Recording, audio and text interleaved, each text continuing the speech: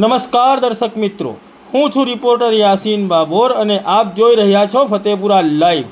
આજના મહત્વના સમાચારની વાત કરીએ તો ફતેપુરા તાલુકા ભાજપા પ્રમુખ તરીકે ચિરાગ બારિયાની નિમણૂક કરાઈ। દાહોદ જિલ્લામાં ભારતીય જનતા પાર્ટી દ્વારા જિલ્લા પ્રમુખ અને તાલુકા પ્રમુખોની ચૂંટણી પ્રક્રિયા દ્વારા નિમણૂક કરવામાં આવી હતી, જેમાં દાહોદ જિલ્લાના વિવિધ તાલુકાઓમાં તાલુકા પ્રમુખોની નિમણૂક કરાઈ ગઈ હતી, પરંતુ ફતેપુરા અને દેવગઢ બારિયા તાલુકામાં તાલુકા પ્રમુખોની નિમણૂક કરવામાં બાકી હતી। જે અંતર્ગત ફતેપુરા તાલુકા ભાજપા પ્રમુખ તરીકે ફતેપુરા તાલુકાના કરોડિયા પૂર્વ ગામના ચિરાગ ભૂપત બારિયાની નિમણૂક કરવામાં આવી છે।